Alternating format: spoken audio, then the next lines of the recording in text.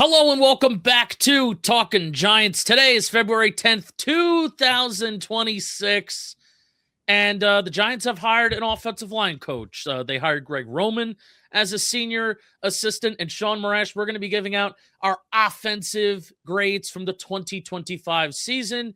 How are you doing? I'm doing great, Justin. This week is always one of my favorite weeks as a Giants fan because no matter what, we're all 0-0. We have the same record as the Philadelphia Eagles. We have the same record as the defending champion Seattle Seahawks, and we are currently in first place in the NFC East, and I love that. What did you think about the game? Awful. I don't want to live in the moment called the worst Super Bowl ever. I'm sure many would argue Super Bowl 35 is one of those like bad blowout games, but there's just nothing to it. And I think the week leading in sucked too. I hated the game. It was an awful, rotten game. I always like to use the Super Bowl, at least in the moment, right? Mm-hmm. I'm not thinking about these types of things in August being like the Super Bowl is the game that you learn this lesson of. But I always like to view the Super Bowl, who wins the Super Bowl and how they win the Super Bowl. It's like, okay, well, what do we learn from that, right? Mm-hmm. Or what is reinforced? I think definitely what's reinforced is, damn, if you got any flaws on your offensive line, which even heading into the season, like we're sitting there being like, the Patriots don't have the best offensive line, right? If you got any flaws on that offensive line, man, it's going to be highlighted specifically in the Super Bowl. Just for whatever reason, it's always highlighted in the Super Bowl. And also the elite pass rushes stand out as well. But I think this was particularly a bad offensive line. Yeah, Will Campbell had the single worst pressure. Like, he gave up 14 pressures, the most linemen allowed in the season all year. So the reason I think this is also why it sucked, like, and we're talking about this from a Giant angle, that could have been the 2023 Giants who somehow made a Super Bowl and then played that Seahawks team, and that's what it would have looked like. And I think that's I have seen that game too many times when the quarterback just can't function. He's getting pummeled. You have no idea if now I have no idea what I think of Drake May. Is Drake May like a product of an easy schedule, or is Drake May the same guy I thought he was coming out? Or is Drake May like, hey, you can't tell because of the O-line? Like all those Daniel Jones conversations I'm now having about Drake May, and I hate doing that. Yeah, I'm not there. I think he's legit. I do too, but it's fair to ask. I mean, he played 4 playoff games for 4 great defenses, and he crumbled. Yeah. But also, like, I still go back to the preseason take of, like, man, that roster really wasn't ready. But the Patriots, I think the Patriots still deserve, even with easy schedule, cupcake schedule, they didn't choose to have that. They beat everybody on their schedule, and they got here. Certainly, if the shoe were on the other foot, if the shoe were on my foot, I'm defending myself, and I'm defending my football team with everybody else that's attacking me, right? And I'm defending my quarterback. The other thing that I kind of learned, and even bring it to Giants land, right? Now, this guy, Mike Macdonald, is the pillar example, right? I don't want to sit here and be like, well, see, we're going to do that. Denard Wilson's going to do that. And just because Mike Macdonald coached under John Harbaugh, that means that's what our defense is going to be doing, right? So I think for the first time in quite a while, like Bill Belichick, like I'm looking at Mike Macdonald being like, this guy is the system. Typically, like why you want an offensive coach, why you want the Shanahans, why you want an Andy Reid, why you want a McVay, right? Is they are the system. It doesn't matter who leaves. They are the system. They will be the staple. They will be the constant. They will bring a team to whatever kind of promised land that they want to reach, right? I think Macdonald does that for the defensive side of the ball. And what he does so well, and Devin Witherspoon, out of all those good pass rushers that they do have, and they do have the ability to pass rush 4 and win with 4, and they certainly did that a lot. But Devin Witherspoon having the most game-altering, game-changing pressures on the game, including the one that sealed it, where Nwosu picks up the ball, returns it back for a touchdown, that's Mike Macdonald rushing 4, 5, 6 guys at most. Mostly 5 guys. Good restaurant joint. I was just thinking. Now I want fries. Mostly 5 guys, Sean. And the power that Mike Macdonald has is that you just don't know where they're going to come from. It is not clear cut. It is not, all right, we're going to show 5. Those are the 5 that are going to come. He's going to show 7. He's going to show 8. And the game that I like to play just watching the Seattle Seahawks, like before, as I'm watching it, yelling out, this is how many guys are in the box. I think this guy's going to come, this guy's going to come, that guy's going to come. And then as a quarterback, like, oh my God, we're sitting at home We're sitting at home trying to just play the game from the couch. Refuse. Imagine being a quarterback, having to deal with that. You don't know what's going to come in front of you. And all very capable. I mean, Derek Cole looked like freaking OCU manure in this game. It was unbelievable. I'm completely with you. Now, what would worry me, though, and we're not in this boat, I think this is a copycat league. I think the idea of Sam Darnold winning and that suddenly meaning like you don't have to draft a franchise quarterback, find one of these guys. Like, I'm happy we're not living that world, because there was a world we're living that again this offseason where we're trying to talk ourselves into Kyler Murray or Mac Jones or any of these guys. I'm happy we don't have to do that. And then there's another giant tie-in too. Forget the players that won, and congrats Julian Love and obviously Leonard Williams. Dude, do you want it? That's my question for you. Do you want it? What do you mean, do you want it? You don't know? I don't know. You don't know. Enlighten me. The Rams and 49ers are already playing in Australia week 1. We're in Seattle next year. Oh, that's right. Do we want week 1? Do we want week 1? Right? Do you want to be the team that goes in there in week 1 on Thursday night with the shiny new toy that is John Harbaugh with Jaxson Dart? Are we the sacrificial lamb? It's on the table. Yeah, I don't know if that's a sexy, like it would be sexy for us, Mike McDonald versus John Harbaugh. Yeah. Is that nationally sexy enough? Well, okay, I only said to say the other choices on this game. Chiefs are in Seattle next year, but we don't know if Mahomes is going to be ready. Okay? Right. Probably Dallas is there, but they just did the Dallas opener with Philly. Okay? Then you also have the New England Patriots are there. Are they doing a Super Bowl rematch after an unsexy Super Bowl? That feels like that they usually try to do that when it happens. But this game is left such a bad taste in the mouth. You start in the Patriots are going to get better, though, you would think. I'm not denying that. I'm saying the sell to the audience. Right. I'm just saying. I'm not. And the Bears are I think it's going to be the Bears. Yeah. But we're on the table. We're on the table. John Harbaugh's first game, right? Yep. On the table. That's all I'm saying, Giant fans. Seattle. Don't yell at me. I'm not telling you it's going to happen, not going to happen, but you can't discount it. We're one of like 6 choices they could go with. Would that be in Seattle? Of course, yeah. That's why. We're the home. It's who Seattle plays at home are the only available options. We're one of them. It'd be brutal week 1. Yeah, so you don't want it. That was the question. Do you want it? No, I don't want it. I don't want Jaxson Dart's first game with Matt Nagy to be Mike McDonald, and here you go. Try and deal with this. Even though, like, hey, Dart's faced some tough defenses here. Dart's had some of his best games against these ultra awesome defensive minds, Vance Joseph, Vic Fangio, and things like that. So I don't know. All right, maybe bring it on. I don't know, but right now I say no. Okay. I want to win. You're on the win record. week 1. I'm with you. Give me the Arizona Cardinals week 1. Give me the Cardinals. Give me the Commanders. I don't know. All right. So there you go. Super Bowl thoughts. Snacks and I also did pretty well. We won some parlays. Did you? Good for you won guys. some big money. Yeah. I'm happy. That's great. Us. Very happy. Anytime somebody's got to win. Day. Yeah, it's great. 3 Drake May rushing yards short of, he had finished with 37. We needed 40 of even more. So, all right. Giants made some staff hires. Most notably, even though Greg Roman as senior offensive assistant is the more sexy name, and I think what we get most excited about because we also know the most about Greg Roman. Right. But I do think Mike Bloomgren, who was hired as the offensive line coach, formerly with the Cleveland Browns as the O-line coach in 2025, head coach with at Rice 2018 to 2024. Then he was with Stanford from 2011 to 2017. Then with the Jets a couple years before that too. There's not a lot of information out there.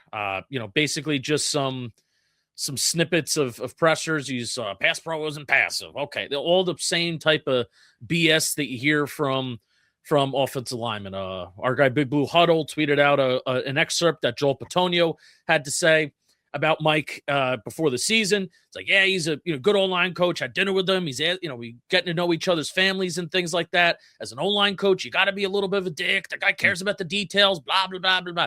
All the same things that you hear about O-line coaches. So not a lot of information on this guy. Obviously, the Cleveland Browns offensive line last year, not very good, but also very, very beat up. I mean, over the last however many years, that Cleveland Browns offensive line has been brutally beat up. So it's hard to take a lot from there.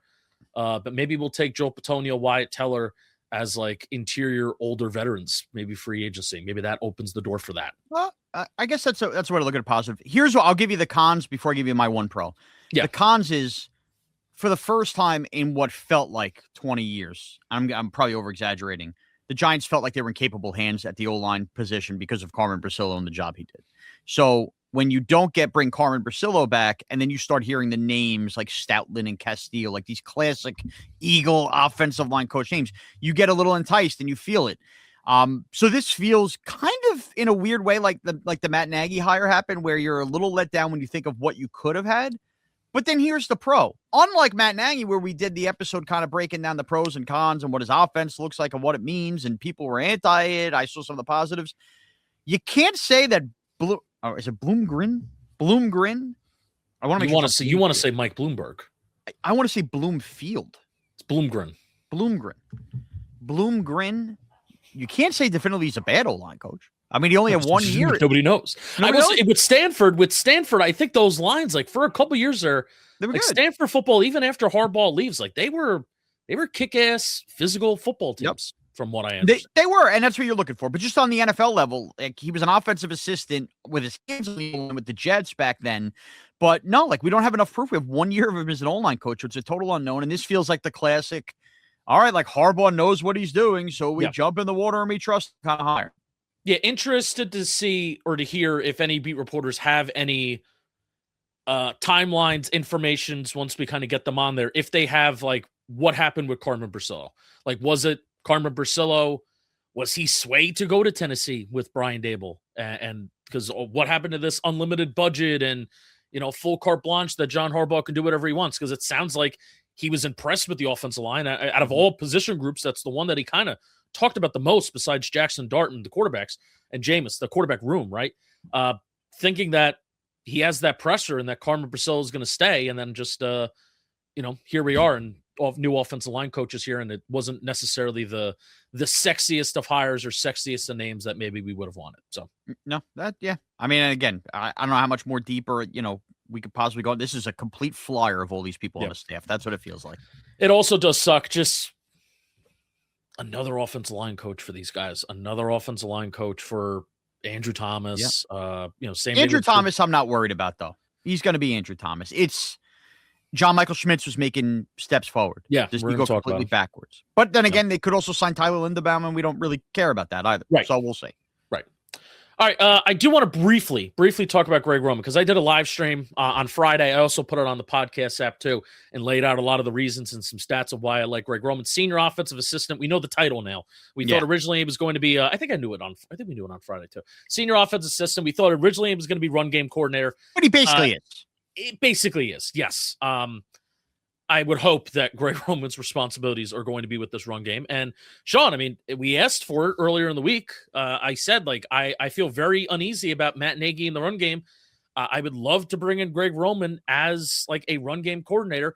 And lo and behold, they did it. And man, if there's one thing that Greg Roman has done in his career, it is just lead kick-ass run blocking offenses everywhere he's gone. Yeah, I'm excited about this. And look, Justin, this is the evolution of football. And this should also show you it's a sign that John Harbaugh is not just some kind of old school football coach. And I know he preaches this, right? When we talked about the analytics and everything he was looking to upgrade in the system.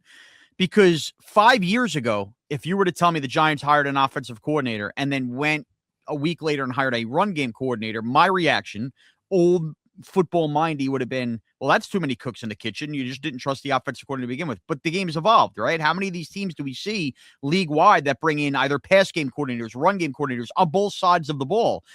We've seen this as we've gotten older in terms of the NFL. And I like that John Harbaugh is not adverse to doing that. And if you're going to lean into the strengths, right? You want Matt Nagy to be the play caller. You think he's innovative there. You think he has something to prove, but you like some of his pass game situations. Well, his weakness, like you alluded to, was all of that stuff in the run game. And this is beyond a shadow of a doubt Greg Roman's strength. So I guess you're going to pair those two together, hoping some kind of all-star team coordinator combination. But I'm excited for it, right? Like, and Greg Roman is clearly somebody that John Harbaugh trusts until he didn't and had to fire him, but that had to do with like kind of the Lamar offense. But this is a team that, we hope can continue to open up lanes and run the ball hard. And I think Roman's going to help that. 9 out of Greg Roman's 12 years as offense coordinator, he's been top 4 in total rushing yards. And if you're like, oh, well, that's just a volume stat. 8 of those years, his offenses have also been top 5 in yards per attempt. That is freaking amazing. Nuts. I mean, the last 2 with the Chargers. Yeah. This year, the O-line just absolutely fell apart. And then even 2024, I would say, not a great offensive line overall. And also, you have Justin Herbert, who credit to even Greg Roman. Hopefully he won't be working. I don't think he'll be working that much with the passing game, but he is senior offensive assistant. I think he'll be working with it all at least a little bit. Credit to Greg Roman that I thought that he was going to turn Justin Herbert into like a guy that's just going to hand the ball off on first and second down, then have to deal with 3rd and 7, 3rd and 6s and longer. That was not the case. Justin Herbert threw the ball a ton. If anything, I think he threw the ball a little too much at certain points, but also the offensive line was really banged. Yeah, offensive line really was banged up. That impacted the run offense. I think this is a great move. All for it.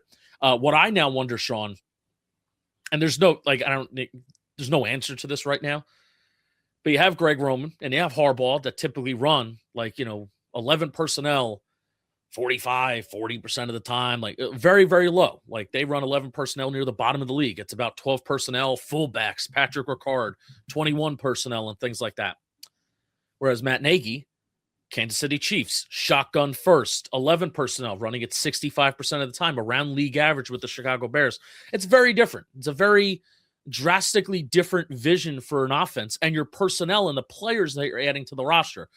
I think this is going to start to get answered in free agency, depending on if they do bring in a guy like Patrick Ricard in, another type of fullback. Do they go heavier, lean on heavier receivers? Do they lean heavier on tight ends? Is Daniel Bellinger going to come back? What are the tight ends, the type of tight ends that you're going to bring in? Are they going to be heavier? Are they going to be lighter? Those are the things that now I'm thinking about, because you have two kind of different minds and mentalities of types of offenses. What will this Giants personnel look like by the time we get to September? It'll start to get answered in March. And be on the lookout. I'm glad you mentioned that. When free agency and we do as many shows as possible in about a month, when free agency takes off, I'm curious about like those day 3, 4, 5 of free agency signings in those kind of realms, like the tight ends, the wide receivers, because ultimately I think on some of those low money deals, there are going to be disagreements come the end of cut day. Right? Like you're going to have a guy that they sign at one of those positions where either Roman or Nagy wins out based on what happens in camp. Like I think that you're going to, as that evolves throughout July and August, have a lot of ties broken where both of these guys try to blend what they think is going to work and what we're coming up with here on an offense. You know what I mean? And you got to think that Harbaugh and Roman kind of speak a similar language. Yeah, which worries me if I'm Nagy, because I would think a lot of the ties that might get broken go to John Harbaugh leaning with Roman. Right. So it'll be interesting. It'll be interesting. Safe. All right. Before we go on to report cards, I do want to talk about Tushy. That's right. Today's episode is brought to you by Tushy. They're back and it's 2026. We're not just settling for number 2. Even when we're going number 2, no more clogged toilets, no more wasting money on toilet paper, just using the superior way to keep your body clean. After I did the perfect sit and I sat for 5 hours and 9 minutes at the John Boy Media office after an MLB playoff game, Tushy sent me a bidet, a luxury bidet that instantly transformed my bathroom habits, and bottom health for life. Every Tushy bidet easily attaches to your existing toilet without the need for additional plumbing. My Tushy bidet has been my up-close and personal best friend ever since it arrived back in the fall. My porcelain throne is now truly fit for a king, and installing my Tushy bidet was just as clean and easy as my everyday post-business cleanup is now. Tushy bidet comes with a heated seat, adjustable water temperature, that's huge, and a powerful yet gentle dryer. Remember, there's a ton of dad jokes in here, Sean, just for you. Remember, a hole is only a dirty word if you wipe. Number 2 is Tushy's thing. Go take care of number 1. For a limited time, our listeners get 10% off their first bidet order when you use code GIANTS at checkout. That's 10% off your first bidet order at hellotushy.com with promo code GIANTS. Thank you, Tushy. Justin, if I may, a hole? I think we might be looking for a hole. Huh. I did very much. I said that in the read. I'm a child. Jaxson Dart had a good rookie year. Would you agree? Jaxson Dart, I think, had a great rookie year. In fact, some might argue he was snubbed with only 1 vote last week. So let's talk about him. Well, he finished 4th in Offensive Rookie of the Year voting. He finishes the year with the 4-8 record. We don't care about that. No. He had 216 completions on 339 attempts, 63.7% completion rate, 2,272 yards, 15 touchdowns, 5 interceptions, Sean. He also had 86 rushing attempts for 487 yards. That's 9 touchdowns. He was on pace. His 17-game pace was almost 3,000 yards at 2,759, 18 touchdowns, 6 interceptions, and he had 11. His 17-game rate average would be 11 touchdowns. That would have been a total of 33 touchdowns, on pace for 33 touchdowns. I don't know if that meant he was on pace for 33 touchdowns, even if the 17-game average doesn't add up to 33. He was on pace for 33 touchdowns. That would have been tied for 6th in the league with Jalen Hurts. All right. Where do you want to kind of start off with him?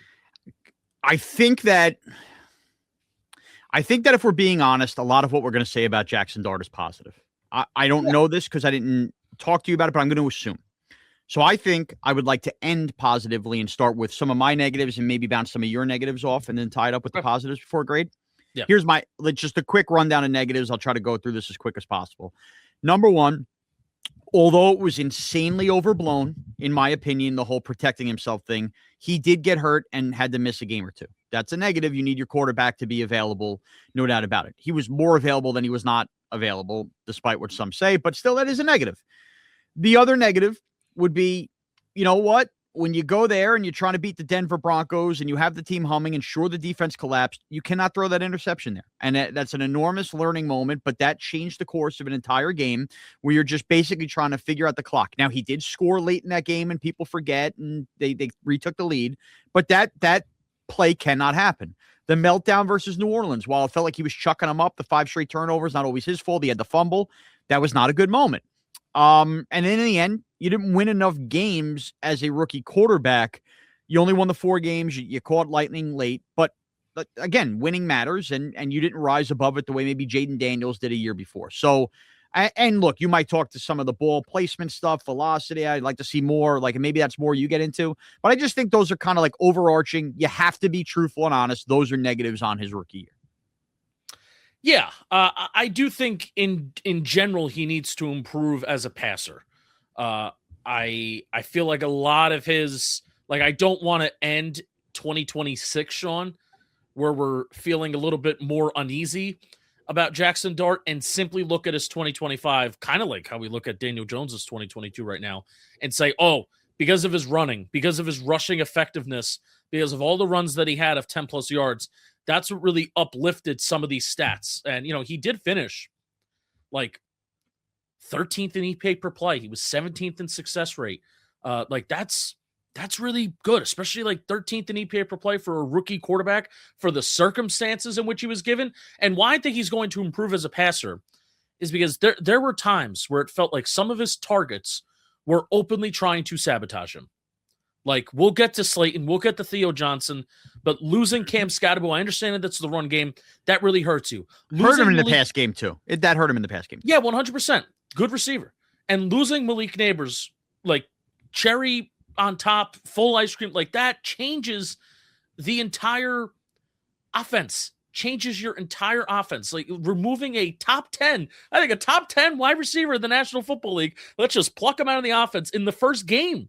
He didn't even get like a full game of Malik Naber. So I think as a thrower, he's inevitably going to get better because I think the film here, it's not a stat. I think the film here doesn't lie. The throws that he was able to make, especially on a lot of drops, like Dan Schneider made this insane compilation, and it's a couple minutes long of different drops. And most of these are touchdowns. A lot of these are on third down.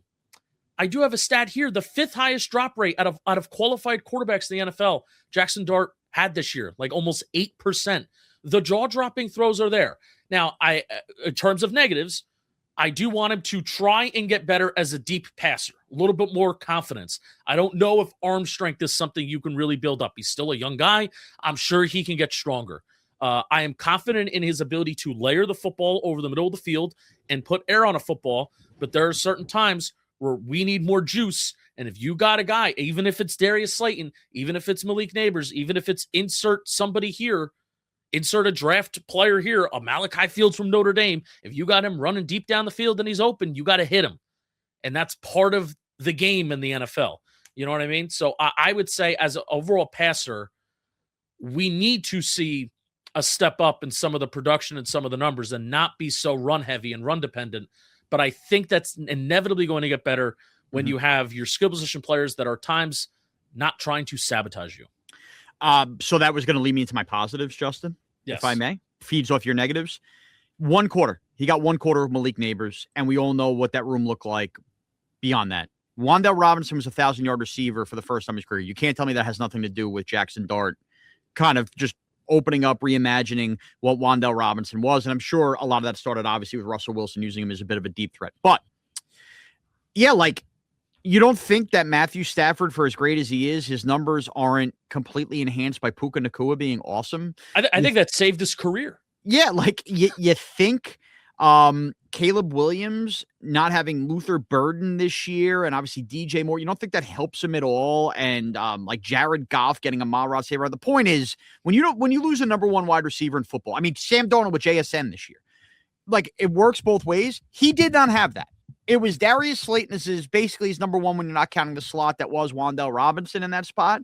And those guys killed him with the drops. And if you're going to rattle off and say, well, they didn't have as many drops you think statistically, they had more drops than stats will list. Yeah. That completely crushed a lot of his passing numbers. And also just like the ability not to be able to say, hey, I got a one-on-one matchup here on this big third down. I have Malik Naber. He lost that.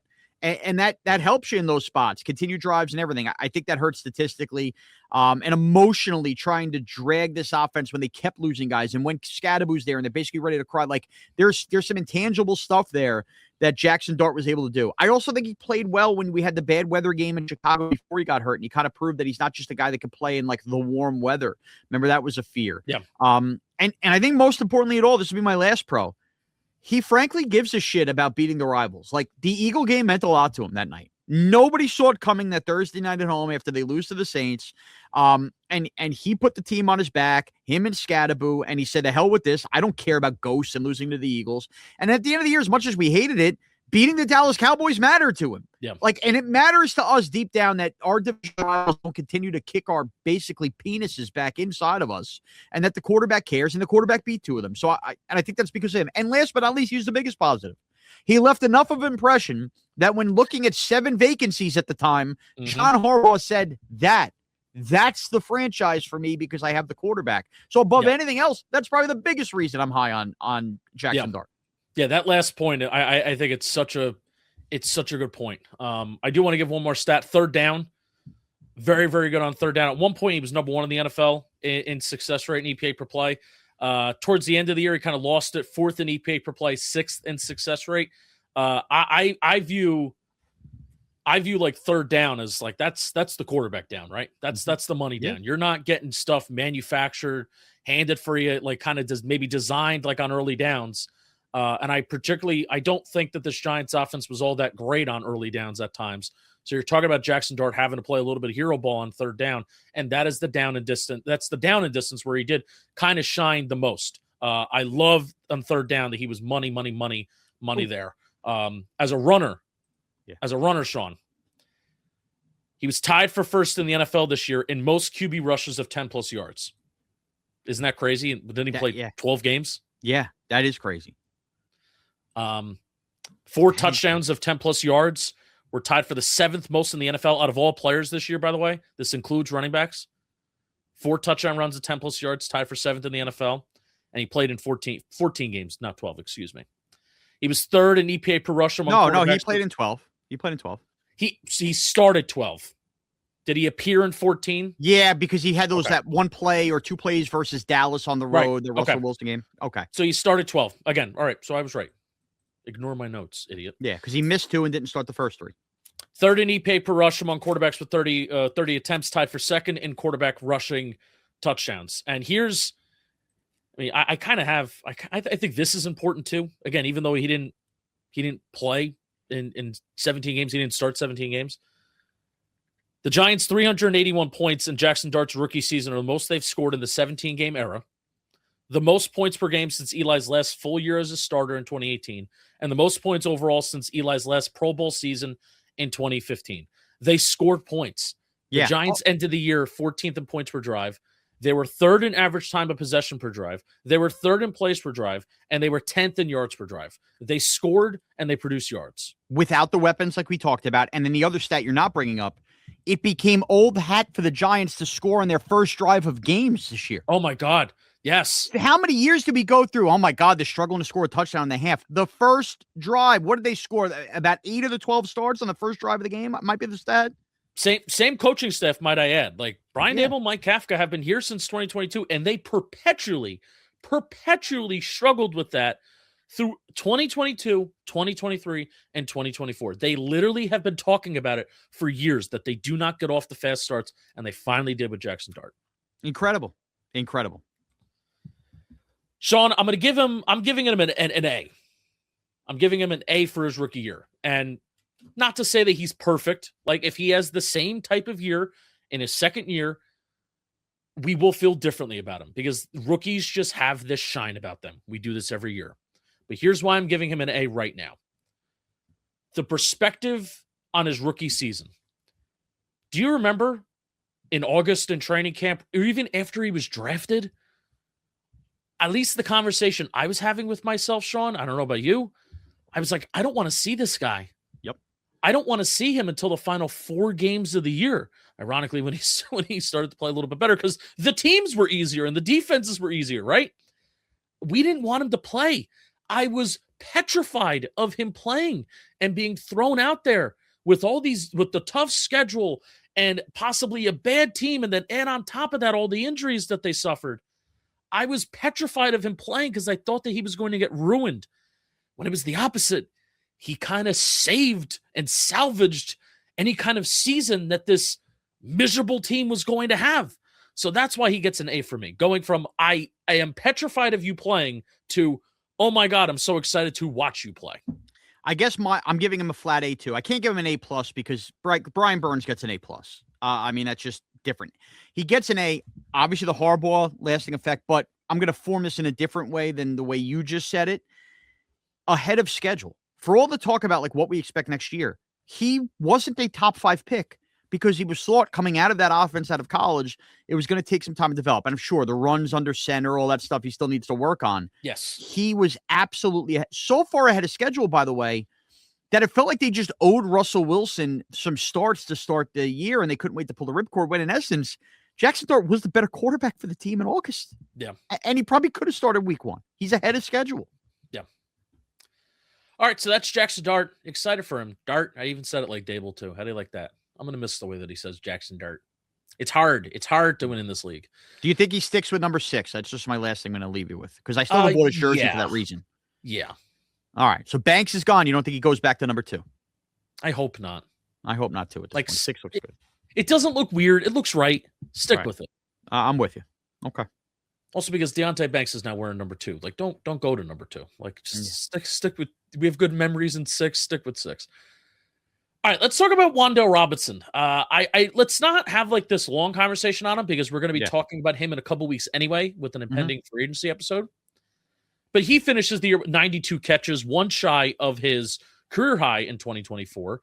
Same amount of targets, ironically enough. 140 targets in 2024, 140 targets in 2025. The yards go way up, though. His first 1,000-yard season as a pro, 1,014 yards, 11 yards per reception. Huge jump up from 7.5 yards per reception in 2024. He finished career high 4 touchdowns in 2025, and he had a 65.7% catch rate. Shaun, he was 16th in yards per route run, 13th in the league in yak per reception. Giants fans are going to like this. 3 drops, 3.2% drop rate is very, very good. Now, the main difference maker for Wan'Dale this year, he was targeted deep. Way more, like literally infinitely more than he's been targeted deep in his NFL career before. Fun fact, him and George Pickens actually had the same amount of deep targets and deep catches. And deep targets and catches is targets of 20-plus air yards down the field. Wan'Dale Robinson actually had 16 more deep yards than George Pickens in the year 2025. Overall, he was 10th in deep catches in the league, 9th in deep yards, 9th in yards per route run when he runs a route of 20-plus yards down the field. 35% of his yards came from deep. Sean, last year, how many of his yards came from deep, like 20 plus yards down the field? You're talking about now 2024? Yeah, how many of them came from deep last year? I'm going to say none. 25.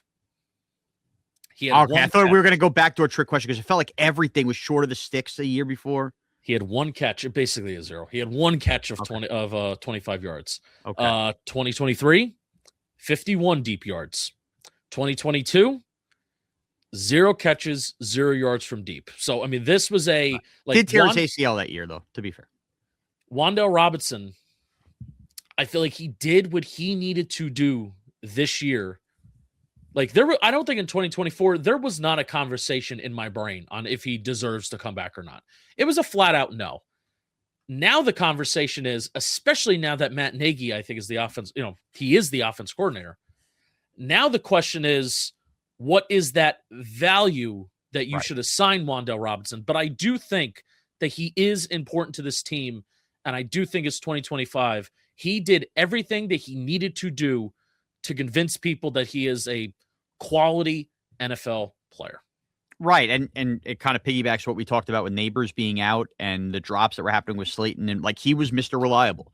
And what if that's the Wan'Dale you got on basically a whole, and we saw him cooking with Nabers those first couple of games with Russ, but what does he look like with a fully healthy, competent offense? And is that the kind of number that only goes up? And are we only scratching the surface? Like, especially with throwing he's a little shorter version. Like, is there a little Steve Smith in here? Like the good Steve Smith, the Carolina Steve Smith. Like he was tough as nails. Think about some of the shots he would bounce up off the turf like a bowling ball too. Like that is not an easy thing to do, is to hold on to those footballs and be reliable like that over the middle. I do think his numbers will go down with Malik Naber and another competent outside wide receiver.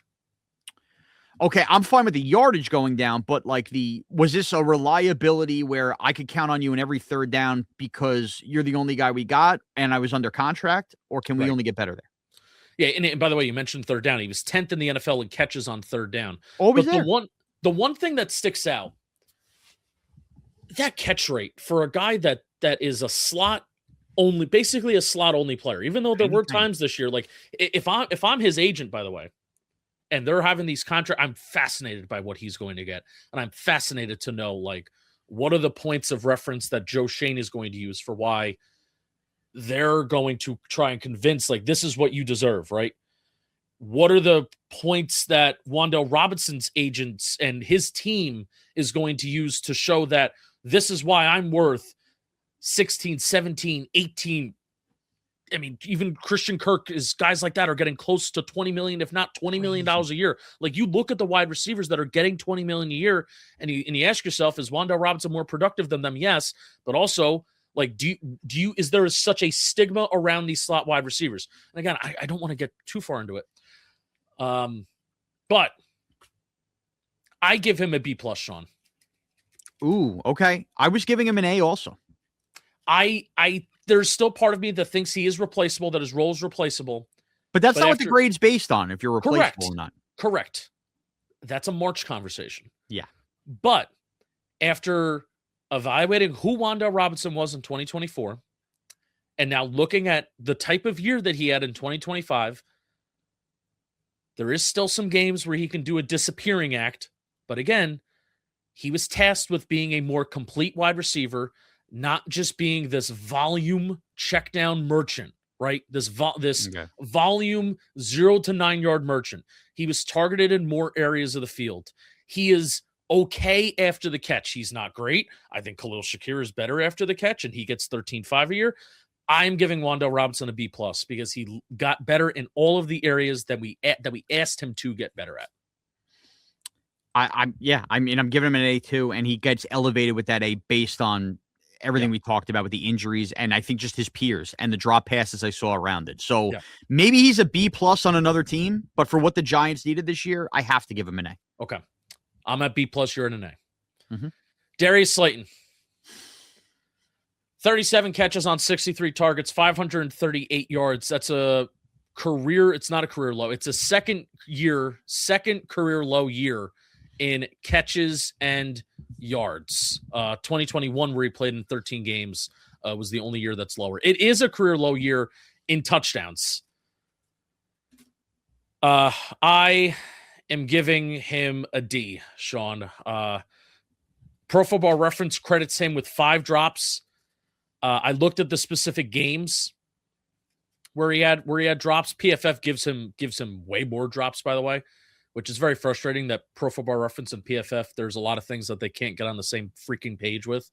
And drops of like they could say that Darius Slayton has less than a 10% drop rate, like a 7.9% drop rate in 2025, Pro Football Reference. Meanwhile, PFF is saying that he has like a 15% drop rate. It's very, very different.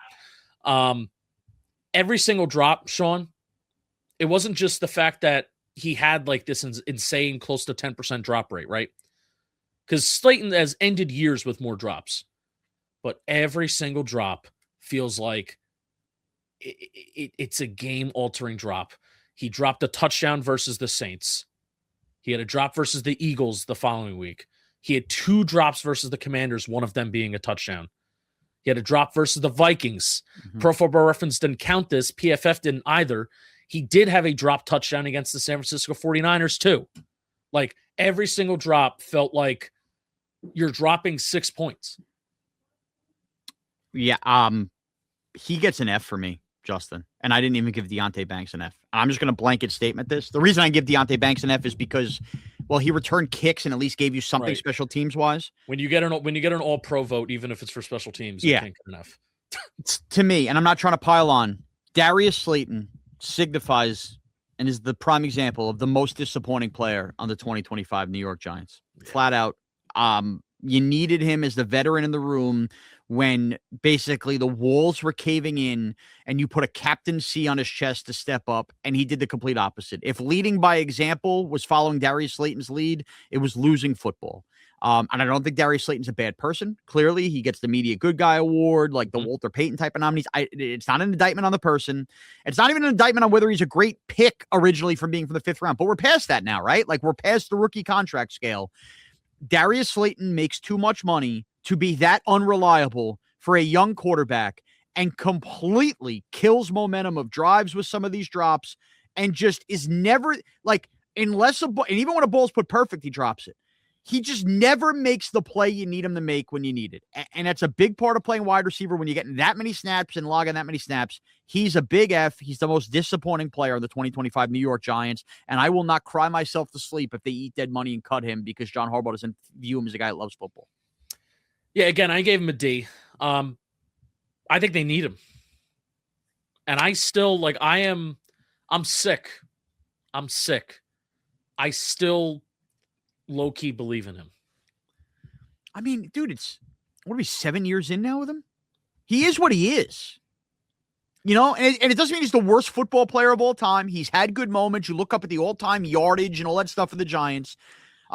Is this a player that's not my point of reference, by the way. Okay, but is he a player that's like, we need him? Is he getting any better? Like, it's only going to get worse. No, I don't. He's dropped passes in every year of his career, dude. You're a wide receiver that's not a great blocker. 2023 and 2024, he didn't really drop the ball all that much. All right, we could go back and look at the drop rates and all that's going to tell 2021 and 2022 were awful.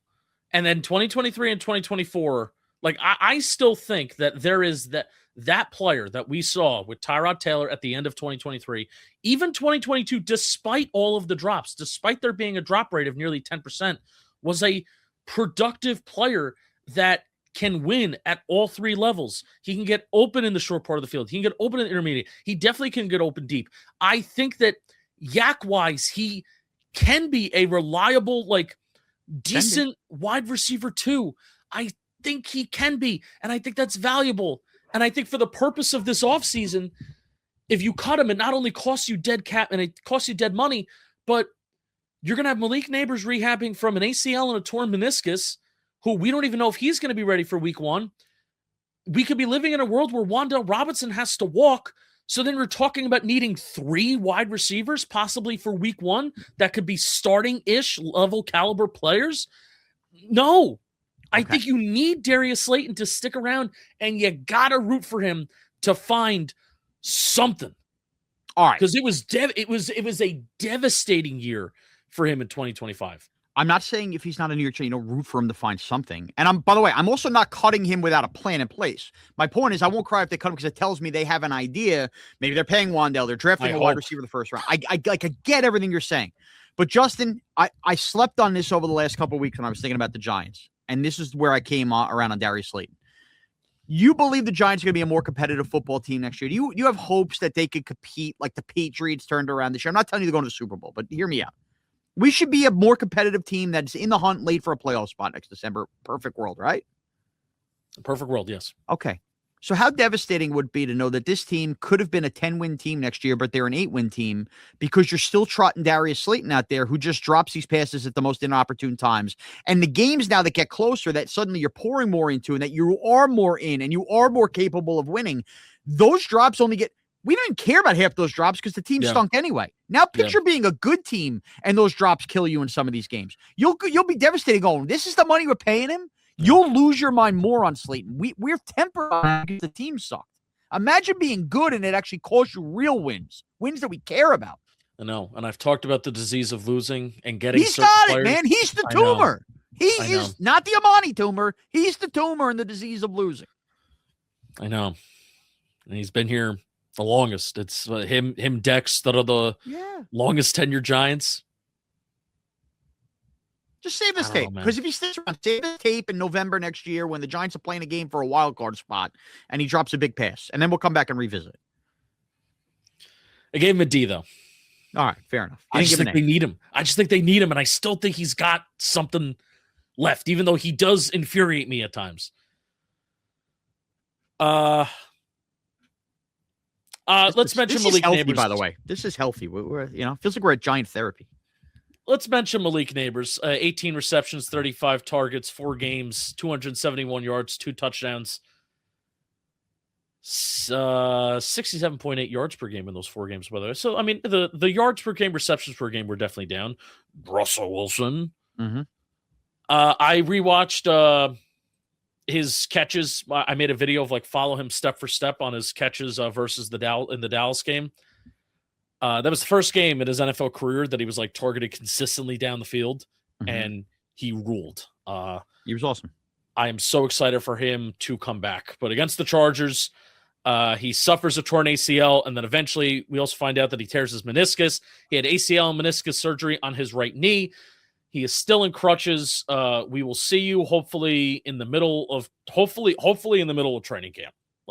That's my hope.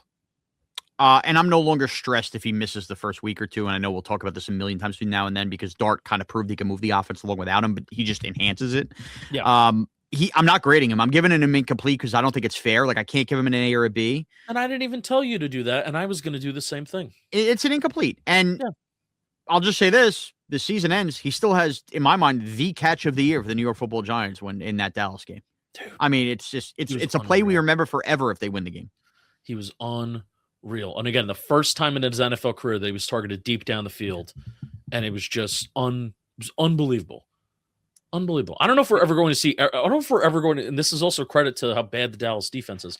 I don't know if we're ever going to see a game, and also Russell Wilson Mbow. I don't know if we're ever going to see a game that's ever going to be that explosive ever again.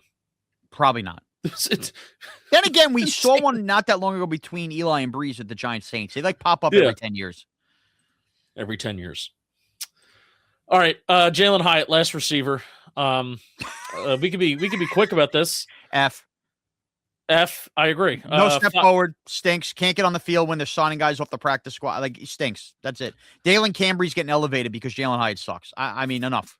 5 receptions, 14 targets, 35 yards, 2 first downs. Why do I bring up the first down stat, you ask? Well, when targeted, Jalin Hyatt had 3 interceptions this year. 3 interceptions for a quarterback rating of 4.8 when targeted. Jalin Hyatt has had more interceptions when he is targeted in 2025 than first downs. Jalin Hyatt, over his 3-year career, has 7 interceptions that have been thrown his way, and he has 73 career targets. That's crazy. Just the epitome of a disaster third-round pick. That's almost 10%. It's a little less than 10%. Of his career targets that have ended in interceptions for the other team. That's crazy. That is crazy. Yeah. Can't finish routes. Complete F. No, does not love football. Should not be here. Rooting is a strong word. You want him and Slayton both on this team next year? No, I'm hoping that he's gone. That's what I'm saying. Okay. All right. I'm saying, yeah, I understand Slayton. You can't have both these guys. I don't want to root for somebody to not be here. All right, I kind of am. Can I be honest? I'm kind of rooting for him not to be here. I'm good. I'm okay if he ends up being a good Kansas City Chief. I figure it out elsewhere. This is not one of those scenarios where I think he will snap his fingers. I think he is that bad. Okay. I don't either. I'm just saying I live with that. I'm okay cutting him if he becomes something else elsewhere. Theo Johnson. Oh, it's a good one. 2025, 45 catches, 74 targets, 528 yards, 5 touchdowns. Another guy that had a little bit of a drop problem. Pro Football Reference credits him with 5 drops. Now, it's only a 6.8% drop rate. PFF has him with 7 drops. Now, that's tied for the league lead in drops among tight ends.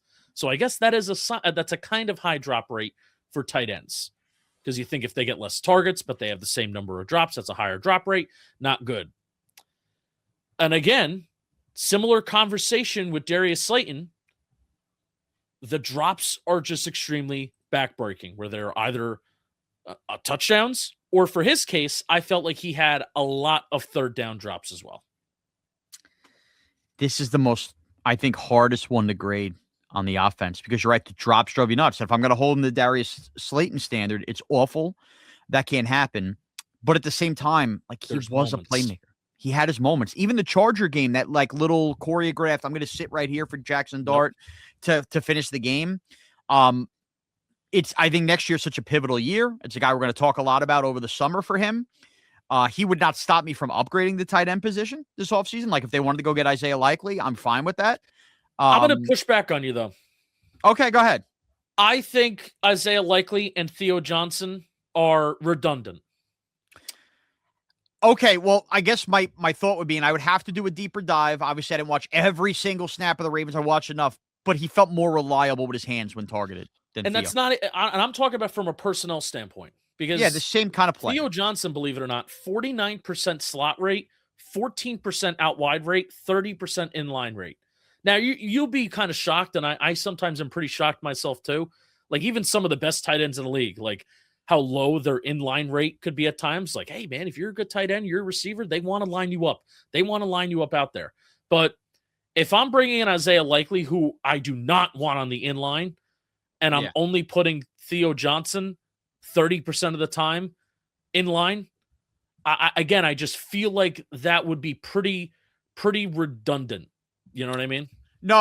I understand what you're saying, and I'm not saying like, well, you only have 3 tight ends, you're carrying 2 of them. I guess my point would be, I'm intrigued by Theo's upside, but if you truly feel like you can upgrade the tight end position at, that pass catching, I'm going to run up the seam role, right? And I bring up Likely because of the ties to Harbaugh. I'm just saying, nothing Theo did this year tells me, hey, no, I definitely know I have my tight end. He might be, and he might only continue to get better, but I'm okay if they look to upgrade this offseason. Yeah. That's where I would put it at. He is very frustrating. He's probably more than Slayton. No, that's not true. He is very frustrating just because he's young and he's promising, right? Whereas Slayton is just frustrating because we've had back and forth years since 2019. He's very, very frustrating because he will have like these really good flashes of, I think you may be a dude, right? Like, even remember in the back and sort of the middle to back end of the year, like the Lions game, there was a couple games there where he started to, like, if you looked at like receiving numbers, just like receiving yards, receiving catches, like he was like top 10, top 15 in the league for like a couple week stretch there. Really nice yak play, almost a touchdown, if not a touchdown against the 49ers. Remember the Patriots, like he has like this Bavaro-like touchdown. Yeah, he has the moment. Tossing dudes, right? The Broncos, the big, yak play where he shows off his speed and the long speed. But for whatever reason, outside of those exception plays, I don't think he is a good yak threat right now. And if you look at the data, I love looking at yards after the catch over expectation. Him and Kyle Pitts, believe it or not, are the 2 worst tight ends in the National Football League. at lowest yards after the catch over expectation. How many yards are you expected to get based on where you are on the field, your the nearest defender? There's all this data out there that I like, the player tracking data. And he was the second worst tight end in the league and yak over expected. And even just use your eyes outside of the exception plays. Like, I don't think of Theo Johnson as this yak threat. And I should. You should. I really should, because he was billed as that. He was billed as this like athletic freak. And again, outside of these exceptions, he hasn't been, but the exceptions are also there. And the plays that make you go, oh, wow, here's Theo Johnson are still there. And I kind of still want to believe in that. Here's where I'm at now with him. So I'm with you, and this is why I'm confounded by this.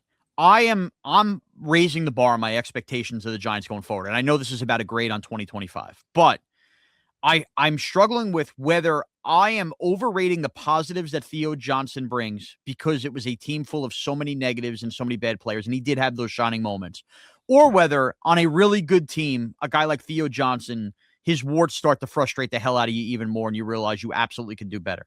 Is he a classic? He's still young. We still believe in him. Internally overrated player by our fan base and our organization. And I kind of lean he probably is. He probably is. Internally, 100%. Yeah, and I think even by our fan, I think that the fans go there. Like, Justin, I'm going to throw a name at you. Is Theo Johnson really a better tight end than Larry Donnell was? Larry Donnell had a lot of touchdowns, had a lot of those plays, and then he just was not consistent down and down. You realize how replaceable he was and really didn't catch on anywhere else in the NFL. Is that what Theo Johnson is? I don't know. Right now, I can't definitively say anything. That's all I'm saying. I would like to think, again, some of the ceiling plays of Theo Johnson is better than Larry Donnell. But Larry Donnell, we had some beauties too. We did. He had the helmet catch 2.0 that broke the internet in 2015. And then had a weird plane crash incident. I'm giving him a C, Theo Johnson. You went worse than me. I was going C+. How about that? I rain on the whole parade, and you give him a worse grade. Look at you. I'm giving him a C. The yak stuff really bothers me. I am a fan that I look past drops at times. I look past drops and I look past fumbles, especially when it comes to receivers and running backs. Because you want to know why? You want to know what I say as a fan? I say, just don't do that. Just catch the ball. Just don't fumble. Just hold on to it. I look past that stuff. The yak stuff really bothers me. Like your build as like how he was build. Yeah. Be better than that. I'm just laughing because that's what you look past, and that's what pisses me off the most. Oh, I know. That's why we get along great. Daniel Bellinger, let's be quick. We're going to talk about him as an impending free agent. I gave him a C+. 19 catches, 26 targets, 286 yards, 2 touchdowns this year. Again, I gave him a C+. You want to know why fans like Daniel Bellinger more than Theo Johnson? He has 3 drops in his career. He had 1 drop in 2025. Yeah, reliable hands, and that's why I cannot give him the same grade as Theo Johnson, which was a C+. I thought Bellinger was just the better tight end when used enough, and it's almost like they're reluctant to use him as much as they can. B-, slightly above. I think of the Denver touchdown getting wide open. Yep. Really good inline blocker at times, at least to the eye. I mean, maybe some of the tape will tell you a little differently. Yeah, move blocker too. Move blocker, but I like Daniel Bellinger. I'm rooting for him to come back. I am. Yeah. All right, we're moving on to the running backs. Tyrone Tracy Jr., he had about, 14, let's do quick math, 16 less carries in his 2025 season versus his 2024. So it's around the same. So that's why it's kind of a decent comparison. Yeah. Did have an injury kind of riddled season towards the beginning and finished the season very, very strong. Was the only player out of the 2024 draft class, skill position wise, to have over 800 scrimmage yards in back-to-back seasons. How do you like that? I do like that stat. 2025, he finished with 740 yards, 2 touchdowns on 4.2 yards per attempt, 49.4 yards per game in his rookie year, 49.3 in 2025. Also took a step up as a receiver as well. I don't really have those numbers in front of. Oh, yes, I do. I lied. 36 catches for 288 yards, 2 touchdowns on 48 targets. Shaun, here's what I really like about Tyrone Tracy. I do think, even though 2024 maybe featured flashes and like moments that were better in 2024, like the Seahawks game and things like that, I do think in 2025 he started to become a better running back. He had a higher success rate of almost 5 to 6% higher. His EPA per attempt went from minus 0.16 in 2024 to minus 0.1 in 2025.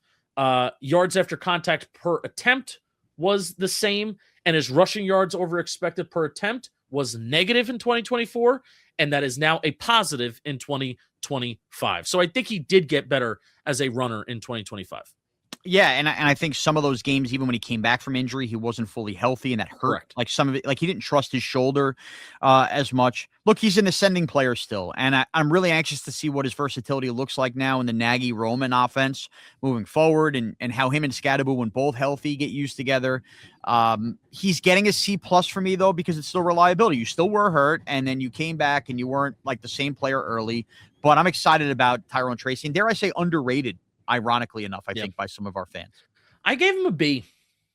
He had the same amount of 15 plus mile an hour runs as he did in 2024, despite less carries. He had one more 10 plus yard run in 2025 than he did in 2024. I mean, the end of 2024 was bad. Like it was just, the offense was in a much worse state, I will say, so that I don't really pin that on Tyrone Tracy.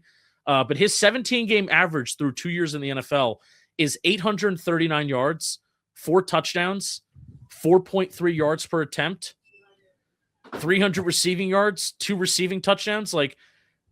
And that's your number 2 running back, a guy that is through 2 years in the NFL is averaging 840 yards through over 1,000 scrimmage yards per year on a 17-game average in his first 2 years. So. Yeah, that's your number 2 running back. That's pretty damn good. And I'm also going to give him another elevation, and maybe I'm almost feeling guilty about the C+ now that I see him a B. Dude, what was the story? What was his biggest ward at the end of 2024? Was it the fumbles? Yeah, I mean, sitting there in Germany with the ball on the carpet, basically. Yeah, that wasn't the case. Like, at no point this year did you go, oh, here comes Tyrone. Like, the same thing we're still yelling about with Theo Johnson and Darius Slayton with the drops, and I know you say, like, I look past the drops and fumbles. He cleaned it up. Yeah. He cleaned it up. Even with a shoulder, for the most part, many of those weeks, he couldn't still trust. He held on to the football. That's important. Yeah. No, that's a good point. Because, again, I look past you forget to even talk about it. He had 5 in 2024, and he had 1 in 2025 on basically the same amount of attempts. So it's a very good point by you. Thank you. You sound surprised that I made a good point. I appreciate that. Cam Skattebo. I gave him a B+ in 8 games, but 5 games started. He had 101 attempts, 410 yards, 5 touchdowns, 50.5% success rate, which I think is pretty good. If you want to compare that to Tyrone Tracy, he had a 44.9% success rate. That's a pretty big difference. Yeah. From weeks 3 to 7, because that's primarily when Skattebo really started to get going. Skattebo was tied for 9th in most runs of 10 plus yards. He was 11th in the league in rushing yards, and 45% of his yards came after contact. Chugga, chugga, chew, chew. I gave him a B+. Okay.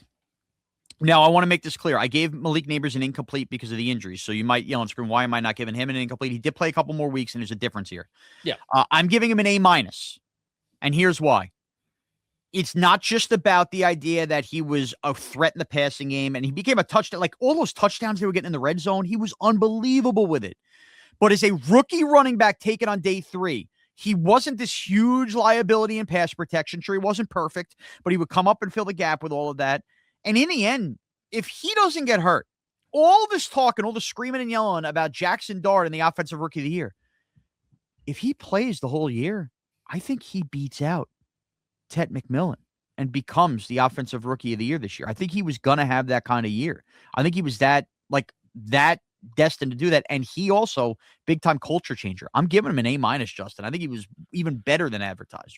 The 17-game average is kind of tough because it doesn't, obviously he basically didn't play for like the first 2 weeks of the year. And it was dual threat too. So maybe the running just won't all tell. It was about touchdowns. How many touchdowns do you think he finishes the year with if he was healthy all year? 17-game rate, he would have had 15. He would have had 11 rushing touchdowns. He would have had 4 receiving touchdowns. He would have finished with basically around 900 rushing yards, and then he would have finished with almost 450 receiving yards. I'm telling you. That's almost, 1,400 yards from scrimmage, and that's 15 touchdowns. Yeah, maybe. Look at Ted McMillan's stats. I've thought about this long and hard. I think he would have been offensive rookie of the year. We all would have focused on Dart. It would have been Skattebo. Yeah. So I gave him a B+. I don't... Listen, I don't know. Is this where I'm supposed to talk about if I have concerns about him staying healthy long term? I don't care.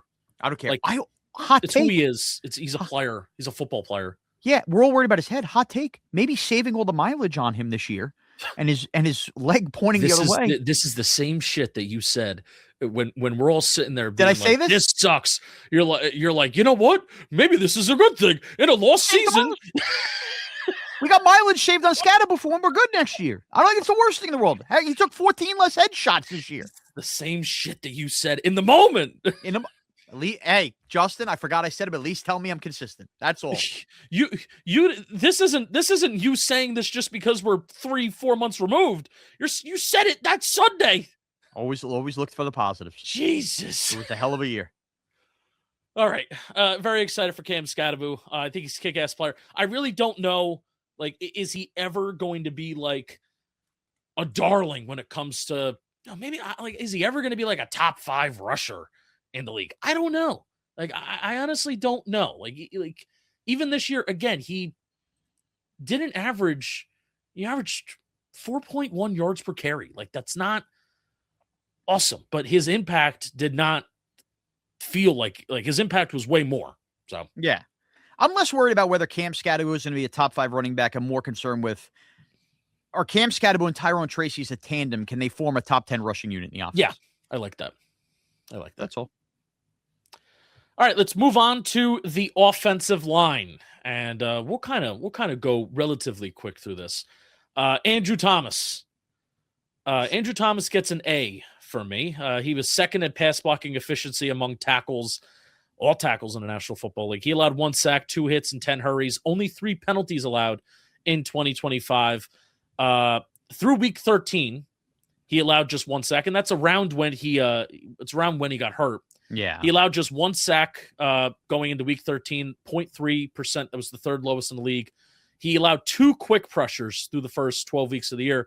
That was the 2nd lowest in the league, while holding off pressure for an average of 3.91 seconds, the longest time to pressure by any left tackle since 2018. He's pretty good. Yeah, pretty good. A- for me. I'm putting the minus on that A just for the sake of got hurt again at the end of the year. I know it's a different kind of injury. Yeah. But, I mean, for him, I have to grade him based on health. I do. It's a little different. Maybe I'll change my grade on Skattebo and Neighbors. They keep getting hurt. But Thomas, the injury concerns remain. As those go on. Restructure his deal. Are you comfortable with that? Yeah, I still am, because he's still young, too. And I listen, I've learned enough that if you actually have capable swing tackle play, you could live without him for a week or two. But his grade is so good, I don't want to lose it. Like, it was last year when they actually did restructure his deal. I mean, they didn't do it irresponsibly, but they did it. And I was like, I don't know. Like, is this a guy that you really want to do it with? I think after this past year, earned that right. And who knows? If the Giants are competing and if they're playing, does Andrew Thomas maybe play through whatever injury he has? Right. I don't know. I would rather have 13, 14 games of Andrew Thomas than 0 games of Andrew Thomas and rolling 100%. 100%. And also, like, I still can't. We talked about this in the moment, too. I still can't believe how concerned we were about the Liz Frank. And, oh, my God, for tackles, it's how you push off your foot, and it's the strength you have in your foot. And are you ever going to be the same quickness-wise, agility? Because that's Andrew Thomas is an athlete. He's not like this stonewall strong player, but he's why he's so great and why he's elite is his athleticism. And he just came back, and it was like, yeah, like he never left. Yeah. Yep. Unbelievable. Yep. Unbelievable. All right, Jon Runyan. He was 26 on pass blocking efficiency. He allowed 2 sacks, 5 hits, 24 hurries. I gave him a C+, and I think Jon Runyan is valuable. He gets $10 million per year. Why do I view him as valuable at getting $10 million per year? Well, there are 21 guards that get paid more per year than him in the National Football League. And Sean, that's about where I think he ranks as a guard in the league, maybe a little bit lower. I think that's good value. I think the Giants are getting exactly what they're paying for with Jon Runyan. I gave him a C+. A C+, same exact thought as you. Don't be so quick to look at this offseason and go, well, maybe we could save a little money by cutting Jon Runyan. That's not what I'm looking to do. Not what I'm looking to do. The future of your right tackle spot is up in the air. The future of your right guard spot is up in the air. Center. Are you going to maybe move off of center, even though JMS had a better year, number 3? Yeah. So I am not unnecessarily going to just create a hole. Do I think the Giants should have long-term plans to upgrade their left guard spot? Absolutely. But also, like, if you cut Jon Runyan, you save $9 million. What are you going to go out and sign another offensive lineman for $9, $10, $11, $12 million per year? No, right. If not more, Right. So I think Jon Runyan's a valuable player, especially because of his price tag. I think he's a decent pull blocker as well. I don't think he's this kick-ass player. I think he moves well up to the secondary level. And especially there were times where I remember really nice pull block by Jon Runyan in the run game. I think he's valuable there. I'm with you. John Michael Schmitz, year number 3, 13th in pass blocking efficiency among centers. 1 sack, 1 hit, 8 hurries. Did miss a couple games due to an injury, but a major step up as a pass blocker in year 3. Well, he remains a decent run blocker. Shaun, what did you have him graded as? It's a C+, but it's an ascending C+. Like, I'm almost going to feel weird. I won't feel bad if they sign Tyler Linderbaum in the offseason, but it just feels like the light bulb went on. It feels like it finally went on for John Michael Schmitz as the season went along. He meshed well. I'm excited for what's next for him, but I cannot catapult him 2 different injuries this year into the B category yet. I did give him a B because, man, like the step up that he did take, 13 games, by the way, he did miss 4 games. Yeah. I think 1 was a concussion, 1 was a shoulder, I think. Yeah, so maybe I don't like grading solely for injuries. My lean was a B. I'm going to give him a B. Okay. The step up that he did take as a pass blocker is very, very commendable this year. And after speaking with Jermaine Eluemunor came on the show and really outlined like just how much responsibility that Carmen Brasillo gave the centers in this offense, which now is inevitably going to change, and how that communication is going to look like. Odds are usually the centers are always the guys that carry that burden of responsibilities for calling out protections and things like that. And he has done, over the last 2 years, he has done a fantastic job because this line has operated very well, right? Yeah. The only thing that would stray me, as tough as the Giants' schedule was, they kind of got a little easy on those heavy, I'm going to kick your ass tackles rushing at me. Like, even the Eagle game they won, Jalen Carter did not play in that game. Right. Just some of those moments, I got to see him more consistently versus some of the big dogs. And the way the schedule broke for John Michael Schmitz, it wasn't that this year, which is funny because all we talk about is how hard the schedule was. Yeah. But really, like, even forget that he didn't face those big dogs. Like, commendable year 3 jump. Ending the year 13th in pass blocking efficiency among centers is nuts after where he was in his first 2 years, which it looked like at times an unplayable player. Mm-hmm. While still remaining a solid run blocker. All right, Greg Van Roten. I gave him a B. Greg Van Roten. No, I gave JMS a B. Okay. I gave Greg Van Roten a B+. Yeah, I thought he had a good year. Also 13th in pass blocking efficiency among guards. 3 sacks, 1 hit, 22 hurries. Shaun, he is an Iron Man. He plays every snap. And everybody just wants to dump him. Over the last 2 years, he has played 100% of the snaps, 1,125 in 2024, 1,150 in 2025. I make the case, undraft related, that was the best move they made in the offseason was re-signing Greg Van Roten instead of spending enormous money at the guard position. Bought him another year. They wanted to, by the way. They wanted Freeze. I know they did. I'm going to give him a B+ as well. And I'll also note that he was right there in that John Harbaugh press conference. He's a local guy from Long Island. I kind of think he's not hip to move. I would not be stunned, even if he's back and they upgrade the guard, that he becomes like their backup swing interior lineman. I'm totally cool with GVR staying here, and I think he had a productive year. The only question that I would have is he okay with being the backup? We'll see. If he is, great. Especially if they bring in a Wyatt Teller or Joel Petonio. And that's also another 34, 35, 36-year-old offensive lineman. Is he okay with being a backup to another guy that's in his mid-30s? Maybe. And he also could serve as the backup center as well, which is important. Right. He's got a little Gray Rugemer in him from the 2011 Giants. How about that? Jermaine Eluemunor.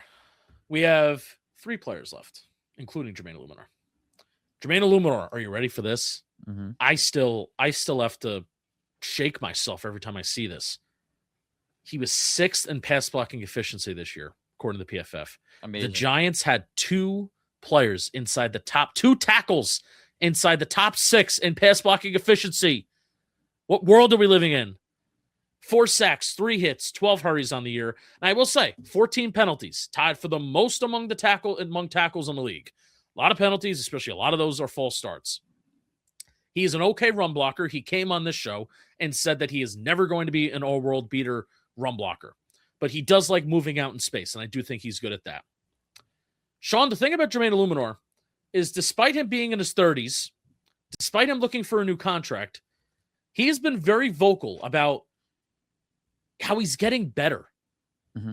And I think he's right. Because for one of the first times in his NFL life, he is settling down at one spot. He is settling down into a starting role. He's settling down into one team. He's not being drafted for one team and then being asked to play guard and then going to tackle. And then, okay, you're going to be a right tackle. Then you're going to go to guard, but then you're going to start at right tackle. Like, no, he settled down. For the first time in his career, I think in 2025, he was the full-time starter at the same spot from one season to the next. And I think you finally saw what he can do and the type of player that he can be. And I'm giving him a B+. I went better than you. I gave him an A. He was one of the more reliable right tackles in football. Yeah. And completely settled it. Now, what was the one game he had where he was awful? He had one game that was just... yes. I'm going to keep talking. I'm going to find it. I mean, trying to come to me, and he was just getting his ass kicked. But that was the one game that stuck out like a sore thumb. Other than that, you never had concerns. His versatility was there if needed, but like you said, he settled in at right tackle. And just like all around wanted to be a great player, wanted to be a Giant, and he never got sucked into that losing mentality, which I think is important. So it's an A for me and a fascinating player on the open market this offseason. Chargers game, he did allow 2 sacks. I don't think that's the game I was thinking of, though. I the feel like Saints game, he didn't. Was it the Viking game?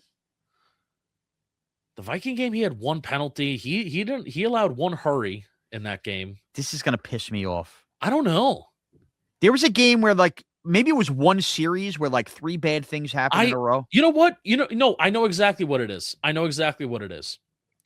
It was against the Commanders because Von Miller was getting the best of him. That's right. Okay. He was getting spun around. Okay, I was close. The week before, a week after the Viking game. Von Miller was like, I'm a Hall of Famer and I'm taking you to school right now. That's right. That's what that was. So, and it might have just been one bad series where like, oof, that's brutal.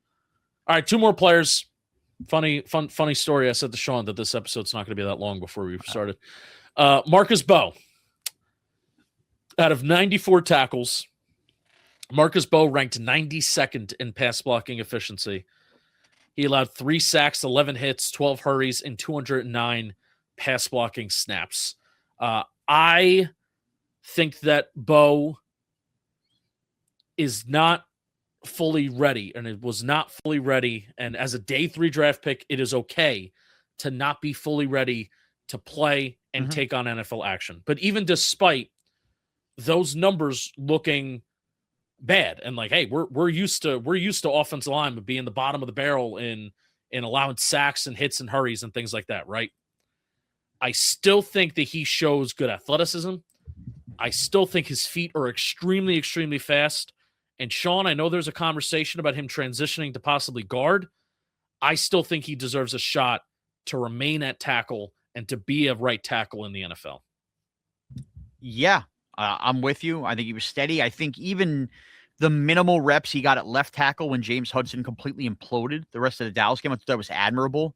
The way he's so this is kind of like a weird juxtaposition with Marcus Mbow. Like I could hand him a B+ and just say, hey, go get him. That was a great day 3 pick for rookie. You did all of that. But he had flaws, and you stepped up and you played NFL football. I'm giving him a B-, Justin, but I'm very interested in the next step. I would not just hand him the right tackle job if Jermaine Eluemunor leaves in the offseason. No. And we'll talk about that. I think that you finally struck gold in understanding that it's valuable to have a swing tackle. And again, you could play him at left tackle. He was playable, which is a lot. We've seen a lot of unplayableness behind Andrew Thomas. Yeah. They paid $6 million to a guy that's unplayable. Correct. So it's I'm saying correct again. It's a B- for me, but an exciting B- because I'm really, this could become a guy that ends up like David Deal for this team for a long time. Like he has that kind of potential. So this is the biggest grade difference, ironically enough. It took us an hour and 20 minutes for us to be fully separated by a C+/B. Like, you know what I mean? Like, as teachers sometimes will do a grade / like a half grade. Right, yeah. We're more than a half grade off here. I gave him a flat C. Wow, because you were way more down than I was. Okay. Yeah. I just think, and man, like, am I being hard on him because I really don't want the Giants to fully invest in him as the starter, and that's altering my opinion right now.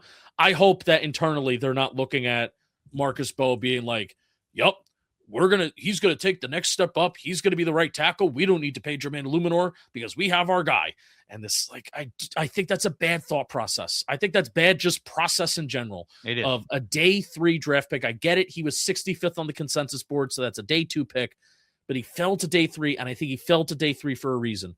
He is very, very raw, and I think he deserves a lot of credit because there were times where at Purdue where I'm watching him at right tackle and his feet are crossing and he looks like a newborn deer where it like he doesn't know like how to run and how to move and how to operate. He was not that at the NFL. He was a balanced player, but he is not a strong player. He is listed at 300 pounds. And for the conversation that's happening to, well, he can transition to guard, I think it's worth exploring.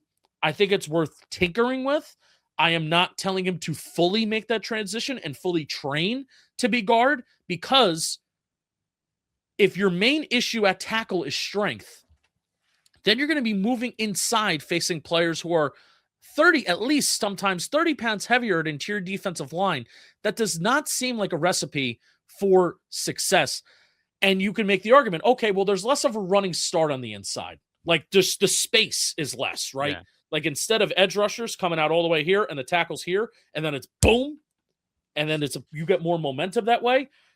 Guard, offensive lineman, it's less of an impact. It's less space. It's less momentum that you can gather, right? Okay, you can make that. Very John Madden of you, by the way. Very John Madden of you. You can make that argument, but I still think I think he has great athleticism. Great athleticism. I think that would be wasted on the inside. His feet, his quickness, the way that he's able to get out of stance, I think that would be wasted on the inside. And you just look at him too. Like if you were at camp a little bit, I looked at him at camp. I'm like, he is very, very light. He is very, very light on his bottom half. His bottom half and top half almost don't even match each other. So unless he's really adding weight while keeping that athleticism, then maybe we can make a transition to guard. But no matter what, he's got to get stronger. Like Marcus Mbow at 300 pounds, even at tackle, like he has to get stronger there. Full off season in a pro weight room here. I don't want that athleticism to be wasted. I still think he can be a good tackle, and that this may be a really bad take, but I don't know. No.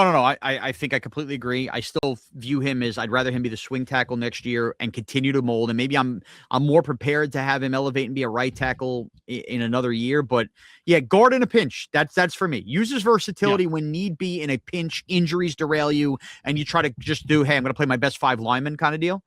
But no, I'm not transitioning him to guard next offseason. No, not doing that. So I gave him a C, and you gave him a B. B-. B-. Okay. Yeah. Last but certainly not least, Jameis Winston. Jameis Winston appeared in 3 games, but he started 2. Yeah. Both were losses, but both very exciting games. The Green Bay, hey, everybody was right. He is exciting. Yeah. The Packers game you lost, the Lions game in overtime, an unbelievable loss. In total on the year, you had 37 completions on 66 attempts, 567 yards, 2 touchdowns, and 2 interceptions. Could have had more picks. He gambled with a couple. Shaun, and one of them was Jalin Hyatt's fault too. Let's make true. that note. That's true. Shaun, what grade do we give Jameis Winston? So this is a tough one. I'm going to try not to grade him based on what I thought because he was better than I thought. Like I was down on the signing. I hated the idea that the Giants were already a joke, and he just kind of feels like when you have him on your team, you're a joke, but he wasn't that. And I have to give him credit for being extremely mature as a teammate. By all accounts, he was great to Jaxson Dart. Every time there was a cutaway to the Giants sideline, he looked like he was the most active guy, screaming and yelling at guys. For everybody in it. And he generally dripped leadership. So for that, I owe him a massive apology because I did not think that's what he was bringing to the table. But when you get on the field, I think those games could have looked a lot worse if passes that should have been intercepted were intercepted. They have the Lions score first in overtime like that. Jameis, I don't care what you did the rest of the game. The ball's in your hands. You know what you need for the team to go down, either tie or win that game in overtime, and he could not do that. I thought let him down at the end of the Packer game as well. I'm so conflicted on this. I'm going to give him a B- like Marcus Mbow. I really want to give him higher, but I can't. Like, he still didn't do enough to win those games, but I'm also grading him up based on the intangibles that I thought he actually lacked, but he did bring to the table. But I'm happy he's here. I'm happy that he's the backup quarterback for Jaxson Dart. I could say that definitively, but it's a B- for a backup. I'm going to give him a B+. B+. Okay. In some strange world, he is getting paid less than Tyrod Taylor did. He is getting paid less than Drew Lock did. Yet, maybe you can have an argument.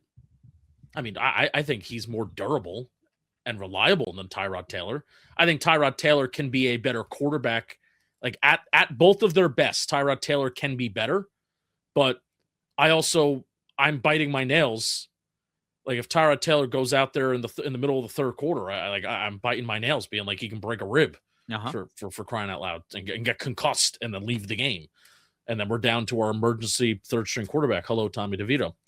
So, yeah, I'm giving Jameis a B+ for that reason. The fact that he can come in, like he literally can come in, and if anything, I feel pretty decent about scoring that drive because he's going to be super ultra aggressive, and the defense may not even be ready for it. B+, Jameis Winston, fun. Okay, the people were right. He is fun. He's fun, but I just put a pin in Jameis because he will end up on the field for some reason next year in a game in relief, and he'll implode and we'll scream at him. But I hope not to have that situation. Again, I still can't believe he's getting less than Drew Lock. Yeah, it's true. It's true. The value's there. You could do much worse at backup quarterback for sure. For sure. All right, well, again, told Shaun before the show started, we're not going to go as long as we did on the defensive report card episode. There's no way, and it's literally the same amount of time. So Shaun has to go. You have to go live your life. Yeah, my wife's left for the vet. My kids are fending for themselves like wolves up there. Oh, my gosh. All right, go. Everybody like, comment, subscribe. I appreciate you watching. I'll be back in the latter part of the week. I don't know what I'm doing yet. Maybe I'll have somebody on. I don't think I'm going to go by myself because talking to myself sometimes is boring. Let's go, Giants. Thanks for listening. Comment your report card and your grades. Always forget to do the YouTube things in the beginning. Let's go, Giants. Yeah. See you later in the week. It starts today. Let's go, Giants!